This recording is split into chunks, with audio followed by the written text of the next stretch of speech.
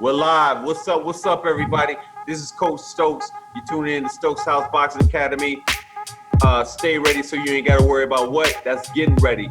And today's special guest, I'm bringing another heater, man. Another one of my family members from Philly. I'm just going to let you know who we talking to. This is the WBC Continental, WBO, NABO, NABF, and the current UBF World Champion. Is nobody but the Hammer himself, Hammerin Hank Lundy. What's up, baby? Oh man, what's up, man? Thanks for having me, man. No, thank you for gracing us, man, with your presence, man. Hey, Hank, man, let everybody know who you are and how you got into the game of boxing. Oh man, I'm just a kid from Philadelphia, man. I played high school football. I had a partial scholarship, couldn't partake in that. I always could fight. In school, I was knocking people out, but at the end of that year, I told everybody, because I wasn't going to be able to take on my partial scholarship. When my aunt didn't have enough money, so I got into the game of boxing at the age of 18. 3 years in the amateurs, did real good, turned pro at 23, and I took the boxing world by storm, man. All hard work, dedication, never back down from a fight, man. You know, just so I can get my listeners to up speed up. This brother, he had a partial scholarship, man, and a full ride is hard. Even a partial, just getting any type of money is hard. But he's being real. That's what I'm saying. He's being real humble right now. Can you let the brothers and sisters out there know, Hank, the reason being why you didn't go because your parents didn't have the money, man. So you knew that your sister would be better off going to college. Yeah, I knew she'd be better off going to college. With me, I was one of them guys in school. I was a school jock, but nobody ever preached to me about grades. And I knew, my grades was okay, but college-wise, they wasn't up to par. So that's why they gave me a partial scholarship. But I knew my aunt, my mom was in the hospital. She was diagnosed with schizophrenia. So, I was dealing with that growing up since when I was in third grade, always fighting, man, because that's how I was expressing my anger and my emotion. But, when I got in school, I took the football because that was another way I could let some of that pain out. I did good. I could have easily got in the streets, and did something stupid, but I had, I say about my 11th grade year, I had 2 kids, man. So, at the end of the day, life got real. I wanted to go, but I had to pass it up. And I said, you know what? My little sister, AB student, straight A's, let her go. And, me thinking about my kids, you know what I mean? Because my dad was never there for me. So at the end of the day, I do everything for my kids. This boxing is for them. So when y'all see me in the ring fighting my heart out, it's for y'all, but it's mostly for my kids so they'll never grow up like I grew up. Salute to you, fan, man, because I'm a product too who was not raised by his father, and I'm doing the same thing, man. So I definitely salute you because nothing against you women, man, but you hear all the time, man, how y'all take care of our kids. But when a dad is doing it, we don't get enough credit, man. Right. Hank, man, who are you affiliated with in Philadelphia when it comes to boxing, man? Who are you trained by? Who you work with? I know you with them troublemakers, man. So the troublemakers, definitely shout out to the troublemakers in Philly. Who you represent? Oh man, I really couldn't hear the question. I'm going to step it back in the house. My reception was messed up. But can you repeat that again? I'm sorry. That's okay. I said who your affiliation, who you affiliated with in Philly, who you train with, who you coach by. I know you're affiliated with the troublemakers, and anybody know about the troublemakers, man. They got nothing but goons and beasts on that team. You, Greg Jackson, Mark Dawson. Hello, can you hear me? See.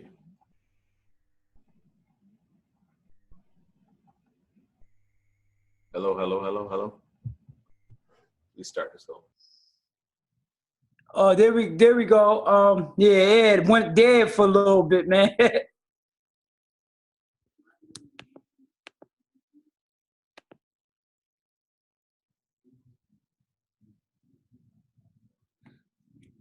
Oh, man.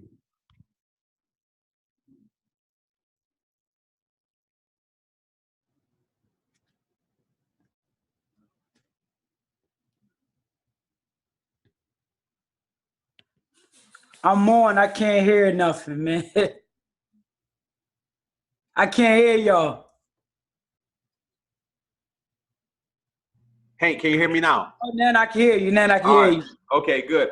Hey, you come from the city of brotherly love, and there's a lot of gyms in Philly, man. A lot of competition. So Right. can you let everybody know? You get a lot of cats that say that they want this life. They only see the outcome. They only see the glamour and glitz, Hank. They only see the championship belts, but they don't know what it takes, brother, man. Can you let them know, if you want to be about this life, man, what it takes to be a real fighter? There's a lot of sacrifice, the partying, spending time with your family. You have to give that up sometimes because you might have to leave and go to camp in a different city. Just family time, your friends, your time. It's a hard sport, whereas though you can't be out there with everybody. You have to single yourself out. To be great, you have to walk alone sometimes to get there. The only person you'll have there is your trainers and the people that's going to help, get to that point. But sometimes all it is yourself. A lot of times I go out there without my team. I run by myself, like 8.5 miles. You got to do other things that other fighters are not going to do. You got to push yourself to the extra limit. You got to work. The job is never over. I just fought 3 weeks ago in Russia. Now I'm already back to fight November the 16th. And I'm fighting another young, hungry lion from Philadelphia. I'm not going to put it out there yet. I can't until they said they want to make sure this guy, win his fight. But he definitely, if he win, he'd be 11-0. But a guy like me, everybody want to get me on their resume, not knowing this guy I'm about to fight. I went to Russia. Most people don't know that. And I walked away with a split decision, And I beat this guy. But, at the end of the day, they got me. I knew the simple fact going to Russia, they was going to get me. But that's a chance I took to be great. But in this sport, the job is never over. The work is never over. You always got to put in extra work. Extra work, man. That's what gets you to the top. This is unlike any other sport, Hank. It's not like football. It's not like basketball where you can rely on somebody to tag you in to give you a rest. There's no resting in fighting. No resting and fighting. If you do, listen, you're going to die. You ain't lying about that, brother. You ain't lying about that. So, hey, I want to ask you a question. This is a 3-part question, and I ask everybody. Okay. And I wanna see where you at right this, because I love everybody's answer. Gotcha. Hank, if you could put together the perfect fighter, create the perfect fighter out of all your fighters, out of all your favorite fighters, first is gonna be who's your favorite fighter offensively. Second is who's your favorite fighter defensively, and third is who's your favorite fighter when it comes to ring IQ, ring generalship. So, wow. Right. So first one is, who is your favorite all-time fighter offensively? Offensively, I would have to go with, everybody will say Muhammad Ali, because he was the great. But my guy that got me into boxing, and I met him and I told him this, Sugar Shane Mosley, when he was fighting at 135, was a monster. He was killing them. Was a monster. Yeah. Shane, man, you the first to say Shane Mosley offensively, but Shane was, man, he beat Oscar twice. Yeah, he beat some guys, but I'm talking about at 135. Yeah, man. He was a monster. He was a monster. He was, and still can put it on some people still. Yeah. I had to tell you, man, I was playing football. And I already knew I was going to make the switch to boxing. And I used to just watch all his fight. That was my favorite fighter, man. Sugar Shane Mosley. Big ups to Shane Mosley, man. Big ups. Defensively, you come from Philly. And Philly is known definitely for the Philly shoulder roll and defense and stand in the pocket. Brother, who is your favorite defensive fighter? My favorite defensive fighter. See, a lot of people will easily go with Floyd, thinking Floyd invented that shoulder thing. Right. No, it came from Philly. But defensively, I have to go with Sweet Pea, man. I have to go with Sweet Pea. With a defense like Sweet Pea and an offensive, offensive selection like Sugar Shane had, at 35, man.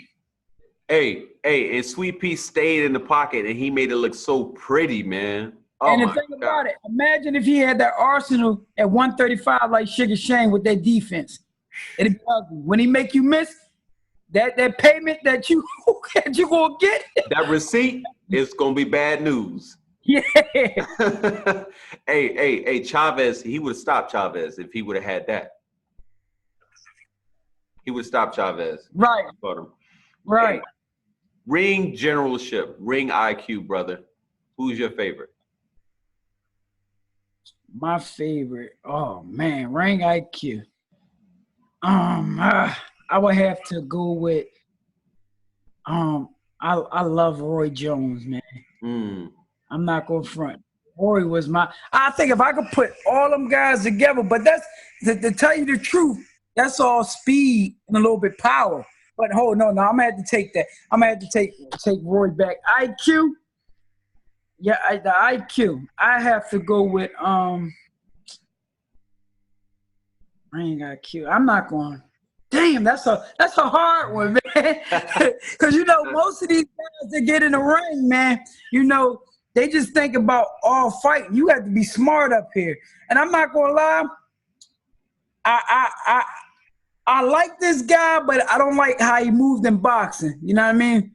Because it don't reflect on how Hank Lundy is. But the IQ, I have to go with Floyd Mayweather. Yeah. His boxing IQ is crazy. Yeah. He finds a way, I bro. can't take nothing away from him. Yeah, his boxing IQ was crazy. I had to go with him.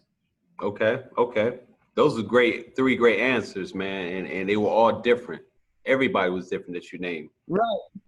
Shoot. It's like different things that I look for in the fight that that make Hank Lundy. Everybody can say something different. You know what I mean? I'm actually in the game, and I looked at all these fighters, and it's something in them that I said, man, I like this. You know what I mean? So that's my three right there. Okay, champ. So let me ask you this. I thought of this question. I haven't asked nobody this question. You the first, and I'm gonna see how you do with this because everybody else is gonna get it after this. Hank, right? If you had 24 hours to live, and God willing, you see this just for questions. If you had 24 hours to live, Hank, and you could test your boxing skills against anyone, past or present, who would you love to fight? I would love to fight Marvin Hagler. Ooh. You going straight into the Lions Den? I'm going to the Lions Den. That's how Hank Lundy is, man. I have to go with Marvin Hagler, man. Why'd you pick Marvin, man? Like I'm a dog in the ring, and I know how he came up, and that's how I base myself, Marvin Hagler, man, all the way. 12 or 15 rounds, Hank? I do 15. Man, you going old. Because I put it like this. Uh-huh. I put it like this. A lot of these fighters right now, if you was to go back in the day, they went last. And that's how I base my training. It was at a point where I used to do 15. One guy watched me do 20 rounds, called the whole gym out. It didn't matter what weight you was. I put on. I'm an old school throwback fighter, man. That's why y'all see what y'all see in Hank Lundy. That's right. And take note of that, young fighters coming up, man. Don't get strayed or swayed into thinking like, you know what, I got to be like Floyd. And nothing wrong with Floyd. Nothing wrong with them fighters, man. But you get into this game, it's called the fight game. It's not called the avoid duck game. It's the right. And then, sometimes, it's good. The box, get hit, not get hit. That's the sport. But every once in a while, like you see it with Devin Haney. Oh, he don't have no punching power. He runs around the ring. I told them, give me a call. They wanted me to fight him, but it wasn't enough money on the table. I'm a businessman at the end of the day. Yes, sir. And I know the boy, he's green. And I seen him, one of his fights, he almost got put out. What happened when you got a dog in there like me that could box, that could brawl, that could move just like you? I'm in shape like the average, 19, 18-year-old, So what happened when you put him in there with a dog like Hank Lundy? You know what I mean? You highly avoid it, brother. You highly avoid it, man. I mean, they know you're gonna be ready at the drop of a dime. I see you in crazy shape. I see the things that Fats be having y'all be doing, man. Yeah, you a junkyard dog. Yeah, then at the end of the day, a lot of people say, oh, don't touch these weights, this and that. It's how you touch it. You got to have people that know what they doing. Like a lot of guys, Fats, hey, y'all too strong. Listen, I'm still fast. I'm still flexible. It's how you do it, you know? Sir. And the thing about it, man, I like to be around young guys. My son, 16 years old, starting varsity, had one of the biggest games Saturday against one of the highly rated, schools, Emotech. He was the only one to score. No, he scored. One of his team members scored a touchdown, but he had like 4 spectacular catches, and a lot of scouts was out there. But the boy's only in 10th grade, got 2 more years. But I take a guy like that with me every Sunday. We run 8.5 miles. He tried to beat Dad. I told him I ain't giving it up yet. You know what I mean? Yes, so sir. I base myself around the youth to push me even more to be even greater. And I dogged him yesterday. Sunday I dogged him, man, left him. Hey, I saw the post. You said them young bulls trying to hang with you. They couldn't do it, man. They couldn't do it. Like I said, at the end of the day, it's not how you start the race, it's how you finish. Yes, sir. I'm an old vet at the game. Some people will still call me young, but what I did, you test them. I test them, sprint it. They took off for me. Then I come back up again, test them again. I test them like 4 times. So we got up to the turnaround bout, and I test them, and they pull up. I left them after that. You know what I mean? Smoked them. Yeah, like I said, it just like in life. It's not how you start, it's how you finish. Yes. You can have a rough beginning in life, which I had. Mm-hmm. But I was strong mentally, and the physical part came, but I finished. I think I'm finishing strong. Yeah. And you keep doing that, brother, because boxing is the closest thing to life, man. This is life. You get knocked down, you got to get back up. I'm not staying down for no 10 count. No, right. I'm a warrior. So I use that in my everyday life. Like I could tell you, man, if it wasn't for, my strong grandma praying for me, I could have been dead or in jail somewhere. Because I was one of them cats that's, always had a hot head, you know what I mean? Yeah. And if it wasn't for her and then my kids, most and foremost, at a certain age, me knowing my dad was never there, I said my kids can't grow up like that. So the man upstairs knew what he was doing. And, my kids became my blessing for me becoming Hammerin Hank Lundy. And now, like, I have a newborn, he's 2 months and some change. And congrats, brother. Congrats. Well, my son, he may be the one that fight and take it all away and be greater than me. But the thing about it, one thing I learned, too, with my football experience, I said, it was like this. This is another thing I had put out there. We could come up and play sports and be almost at the front door. You could be considered great, but when you have your kids, you could pass on the knowledge and they go on and be greater than you ever was. So it's not meant for you to make it all the time. It's not meant for you to be, that $1 million man making the money that Floyd made, or, making the money that, Jerry Rice or, all them great players made. It may be meant for your kids to go. You may have to teach it. And I'm fine with that, Right. My son is great, excellent in football. 10th grade, starting varsity. And he was like me. I never came off the field. And he's doing that now. So he's only in 10th grade. So imagine 12th grade. Like, he's going to be getting letters at the end of this year. He will. And you know what? You know what I didn't do? I didn't have grades. My grades was, shitty. That's why, excuse my language, but that's why I got a partial scholarship. Him, A/B student.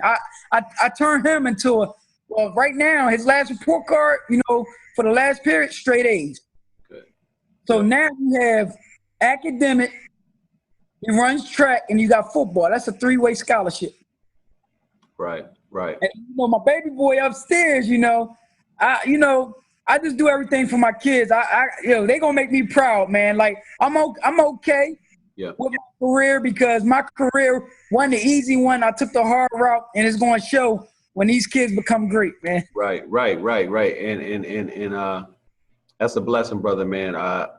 Man, you guys need to listen to that, man. This is a brother. He's not just a fighter, man. He's a father. He's a public figure. He's giving back to his community, and that's what it's about. Because when you don't do that, when you're stagnant and you're not helping, you have a lot of OGs out there. Right. I can go anywhere in Philadelphia. I'm not saying no names, but you got some guys can't walk down the street with jewelry on, do none of that. Hank Lundy can because they respect me for being real. They appreciate the blood and sweat and tears I put in that ring. And the next day, I could come down and be right next to a child giving them game. I could be right in the hood, on the corner talking to you about life. That's just me. I tell everybody, oh, that's Hank Lundy. You don't know that. Man, listen, I'm the same old dude, man. I got a little clout, but, to me, I'm just a regular dude, and I just love to pass game on, So, maybe it may be another child where I'm at or where I'm trying to go at, but they just need the inside of the game. And I have no problem, going back to the same gym I started. Yeah. When I first turned amateur, my banner hanging up there, UBF World Champ. All the belts and accomplishments I made, and that's big where you can see a young guy that come from the hood and look at me like, tag, this guy was just on HBO. But I had like 11 to 12 fights, ESPN, 1 Showtime, 4 HBO, like that's big to them. And then they could touch me. Yes. Most fighters, they got a chip on their shoulder, want to be Hollywood. And, you put a target on your back like that. I'm Hank Lundy, man. Yeah. You're right about that. Hank, I want to ask you this. What is your message to the world, brother? Oh, man, my message to the world, man, is mainly, you can come up in the roughest and the gulliest, streets. If you have the heart and determination and the will to want to make it and be something in life, put that hard work in. Don't believe what nobody has to say negative about you and keep on pushing. It's like this, man. You can see these guys on the street making all that fast money, what y'all seen. I'm like, oh, man, when I get a certain age, I want this and that. I'm going to do this and that. That ain't your life, man. So don't go out there and try to, be that or portray that. I'm not going to knock anybody that's out there doing what they got to do because behind that is a reason why you're doing it, But if you got a chance to, and not just playing sports, but if you got a talent, even in that classroom, don't worry about if somebody gonna tease you or make fun of you for being smart. Them grades will take you a long way too. And I wish, somebody would have told me that grades was the key because I'm gonna tell you the truth. I'd have been in the NFL somewhere, and I really believe it. My hard work and determination, I'd have been there. I was about like the smallest guy on the team, but I was a big impact for my team, And for me, I played 1 year Little League and went straight to high school. In my 10th grade year, I was like my son playing. I wasn't starting varsity, but I was alternating playing it, But like I said, at sometimes when you don't make it in the sport, it's meant for the next person for you to give knowledge to and push them forward, But that's just my key and my words I want to give to, you guys out there, Don't let nobody tell you what you can and can't do, man, and keep on pushing to the top. If you believe in yourself, forget what anybody else think or tell you, go for what you believe in, man. You heard it live and direct from my man, Hank Lundy. Guys, I want to, this is my second last question, Hank. What do you have planned in the future? What you got coming up? I know you said you got a fight coming up, but what else? Anything else coming up? You got anything like any other business opportunities or? Oh, well, I'm going to put it like this. I'm always working on different things, after the Crawford fight, you know, I had tore my my ACL was messed up during that fight. You know, like nobody never knew this. You know, I'm a fighter, and to feed my fam, I'm gonna go in there and rumble. But after the fight, you know, my meniscus went, so I had to get surgery on my meniscus. Your meniscus is if you could be walking, then your leg would just buckle. Like my left leg, it'll buckle to the left. You know, and it felt like the whole thing was about to rip out. That's what keep the leg going straight, keep it straight. You know, so I had a 3-hour surgery. You know, they wanted to do 2 surgeries. I said, nah, man, I'm a fighter. You know, I can't take that much time off. So they did it for me. I went to one of the Eagles, you know, sports doctor. They did the surgery for me because I'm an athlete. Right. You know, the surgery was like 3 hours long. You know, my wife stood beside me. Well, she woke up. Well, when I woke up, I seen her, man.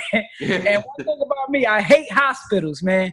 So the same day I had the surgery, I went in there 6 o'clock in the morning, and I left about like, I think it was like 1 o'clock. And I don't like no type of medicine. They had me all doped up, man, with the Percocets and all that. Man, listen, I hate all that. So I told my wife, you know, I can't stay here. I got to leave. I hate hospitals. They had a nice room for me and everything, man.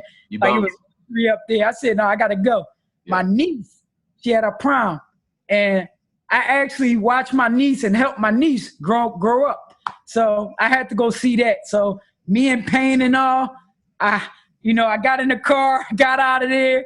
When the Percocets wore off, I said, man, I should have stayed in the hospital. But for my niece, it was all worth it. You know what I mean? Yeah, man. You got to do what you got to do for fam. Yeah, man. Everything is for my fam. But I put it like this. That's a good question because I was out there at my nephew, football game and semi-pro football. You know, I'm thinking about getting back. I'm still in shape. You got guys out there that's around my age, you know, and I still go. I'm still fast and all that. I just got to train for it. And then hopefully I go out there and try to one of my goals before my injury happened, I was going to go try out for the Philadelphia Soul. You know, I got an invitation, you know, so I'm going to work, you know, with that and then probably go try out for the Philadelphia Soul. Man, do it, brother, because I just saw another Philadelphian Gilly tried out for one of the basketball teams. Yeah, exactly. Yeah. I'm not sure what happened, but, you know, that's my goal. But even if I don't make it with the Philadelphia Soul, I can say, you know, at least, you know, I gave it a try. Yes. Yeah, I mean, and went after my dream. Yes. And you never know, I might make it. But if not, I'll be playing semi-pro football. Brother, I think you can do it, man. I think you can do it. And that'd be something else you have on your resume. Like, for me to be out there outrunning a 16-year-old, you know, and a 18-year-old, I still got it. And I'm fast. You know what I mean? One of the guys was like 6'3". So, you know, my little feet adding up to his long strides. And my son is 5'8", but he's an athlete. Yeah. So, you know, I'm grooming him, man, too, you know, but I smoked him. So I still got a lot left in the tank. And then it's like this, too. I don't drink. I don't smoke. So my body is preserved. Yes. Like a lot of guys in this football, in this basketball, and I'm sorry, a lot of guys in this boxing, right? Mm-hmm. I'm going to use this for a term, too. I see a lot of guys that have been boxing since they was kids, right? So when they get up to like 26, you know what I mean, at the years of age, and I could say they probably had like 20 fights as a pro. You see them start to decline because too much wear and tear in the amateurs. Right. The average guy you see now, they could be my age and they done. They can't talk, can't walk. So I still got a lot left in the tank. Like one of my goals too, you know, this November I'll be going for my 30th win. You know, and I ain't ashamed to say my record. God forbid, you know, I know God gonna come through, but I put in a hard work to go get it. I'll be 30-7. 30-7 with one draw. That's 38 fights. 2 fights away from 40 fights. You know, and my face ain't all beat up, you know. And it's crazy because I'm a warrior in that ring. Right. You know, I'm thinking. You're smart, though. You're smart. Right, I'm smart. I'm thinking I want to go to 40-7. You know, I probably could get it. I probably could get it, and I'm going to try, but, you know, if it starts to get to the point where as though I'm getting punched on or something, which we ain't playing none of that punch on stuff. You know what I mean? Right. I ain't having that, but if it comes to wear and tear from my family, then I have to walk away because I don't want to hurt, you know, my wife or my daughters, you know. Yeah. Like the fight in Russia, my daughter was so upset, crying because she seen the hard work and the blood and sweat and tears that I put in the game, getting up, running, training, sacrifices that, you know, to eat. I was eating, but I was eating less. She seen me when my face was full, then she seen me when I got in fight mode, got in fight shape. And it just hurt her because, you know, I'm a hard worker, you know, and I do it for them. You know, so my wife was like, she had to console her, you know, because she was just breaking down and she was upset, you know, because, you know, she see the work Dad put in. Yeah. And then, you know, it's like a little connection there because I delivered my daughter in the house. Oh, wow. Yeah. You know, so her mom, you know, they clash sometimes. So she came and lived with me. You know what I mean? My daughter lived with me and my wife was like, yo, she was so upset. Like she can't stand to see me get robbed. And she hadn't seen it. I could say it been 5 fights, 5 losses that I got robbed. Now I'm not going, the Crawford fight, Crawford won. Mm-hmm. Molina, I was playing around. They gave the fight to him, you know. But I got 5 losses on my record that I know shouldn't been there. And the world could go watch him on YouTube. Beltran, who was it? What's his name? Zab Judah was at that fight commentating on ESPN. Yeah. And he even said it. Telly even said it. It's a lot of them, man. The last fight I had, you know, I don't cry over spilled milk. But at the end of the day, that's why I still fight strong and I'm still here in the game. But November, I'll be 30-7. And I never ran and ducked no type of work or wreck or bump. You know what I mean? Right. Go. You know what I mean? I'm a true throwback fighter, man. I'm always ready to fight. I'm down to fight whatever. Is that fight going to be in Philly? It's definitely going to be at Philly at the 2300 Arena, South Philadelphia, my hood. Okay. So everybody go out there and support. And if you there, man, I know you're going to put it. That's going to be the main event, Hank? That's going to be the main event, you know. They trying to do an 8-rounder, but I'm a 12-round fighter, you know. Yeah. You know, I need my 10 rounds, you know. It ain't going to go 10 rounds. You know, it ain't going to go 10 rounds. They just want the 8 to favor their guy. Like, I've been in the ring with the guy, and he fades out. You know what I mean? And, you know, at the end of the day, that's one thing these young – I love you young guys, but in this term, this fight I'm about to fight, this young punk, you know what I mean? Y'all thinking as old guys or, you know, old is things you got to learn in this boxing game before you jump that bridge. Yes. Never did a full 8-rounder, you know, with a dog. You know what I mean? So I can really give you the 8, step in there first round and go hard all 8 and still get you. Right. You know what I mean? Experience is the key. Yes. So I'll tell some of you young guys out there too, in life, you know, don't rush your growth. You know, you may see us boxers that's making money, driving nice cars, or even the drug dealers out there. Don't rush your growth because something great could be just around the corner and you try to rush it and you can end your whole life or your career. Yeah, I hear that. He dropping jewels and gems, man. You got to listen. And for y'all young cats, I need y'all to listen because you got an OG right here.